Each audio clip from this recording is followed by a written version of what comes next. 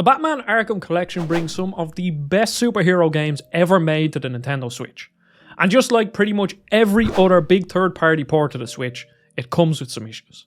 Overall, the games look pretty good, Asylum and City run quite well, and Arkham Knight, well, you just have to wait until you see that game. The games come in a collection and they are listed on the eShop individually, but as of right now it says they are unavailable to buy a la carte. Arkham Asylum is 6.8 gigs, Arkham City is 11.8 gigs, and Arkham Knight is 27.2 gigs, all of which are significantly smaller than the other console versions of these games, and only Asylum is on the cartridge for all of you physical collectors out there. I've been messing around with these three games for about a day now, so I'm here to answer the question. Is this collection worth it on the Switch? I'll mostly be talking about the experience of playing the games rather than a technical analysis. If you want to see an in-depth graphics comparison of all three games to their other console versions, then there'll be a link in the description below. Batman Arkham Asylum was originally released in 2009, which was 8 years before the Switch. So of course this game should run perfectly on it, and I would give this a totally playable rating. The game seems to be closer to the original PS3 or 360 versions, which are significantly darker than the Return to Arkham versions that were later released for PS4 and Xbox One. And I'm sure that will make a lot of people quite happy. Now actually playing the game is honestly pretty good. The frame rate for the most part is solid, but there are a couple of dips here or there, especially when entering and exiting detective mode, and I think this will become a bigger problem as I play more because you spend a crazy amount of time in detective mode in this game, which is probably one of my biggest gripes with the game as a whole. When frame drops happened though, it seemed to only drop a couple of frames, so it wasn't overall too noticeable. I even went out into the open areas of Arkham Island, and the Switch had no problems, which honestly surprised me. Arkham Asylum still looks good all these years later, and honestly I don't have any major gripes with the visuals of this port. Everything is a bit grittier than the Return to Arkham ports, which I think helps with the atmosphere of the game more than the almost smoothed out visuals of the PS4 versions of Asylum. This isn't a port that I would say you have to run out and buy if you already own it elsewhere, because the performance isn't flawless, but if you are craving some handheld Batman, then this is a good way to play it. Now on to City, which is my favourite Batman game, and it's fairly similar to Asylum. In the interior locations like the steel mill where you first meet Joker, the game is perfectly playable. You'll get the odd frame drop here or there, especially when using detective mode, but the overall experience is quite smooth. The added layer to this game though is the open world, which I absolutely love, but the problem is, more stuff to render usually hurts the frame rate, and this is where the game is at its worst. I think it still looks good, but when you're flying around the world, zipping to grappling points and landing to engage in combat, the Switch can struggle at times.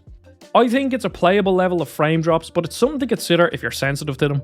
City also relies way less on detective mode, so at the very least you won't be experiencing as much frame drop hitches from using it. I would put Arkham Asylum and City into the category of if you have no other way to play them, then these will do fine. They're not the best ports I've seen on Switch, but they are nowhere near being the worst.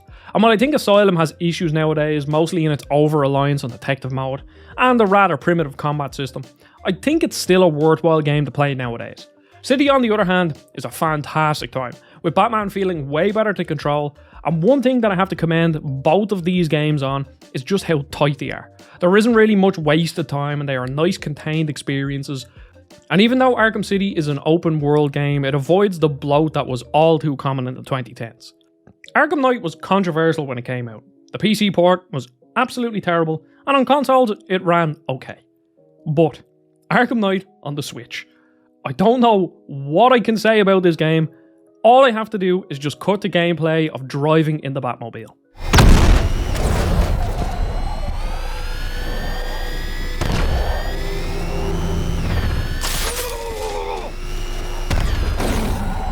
Not only does this game look awful with extremely blurry visuals and low-res textures, it simply runs bad. City and Asylum have their problems, but I wouldn't have any problem playing more of them. But Arkham Knight is not worth your time or money. I wouldn't even waste your time downloading this game. To start, the game is so blurry that it genuinely hurts my eyes. Objects off in the distance are nearly indistinguishable, and the pop-in when flying around is so off-putting. Everything that you do tanks the frame rate. Zipping to a grappling point and flying causes the game to stutter. Combat has just okay performance, but it isn't stable, and as already shown, Arkham Knight is unplayable in the Batmobile, which is a massive part of this game. The problem is, as of recording this video, you still can't buy the games a la carte. They are listed on the store, but it says unavailable, So personally, I think the best thing to do is probably wait to see if you can buy them on their own.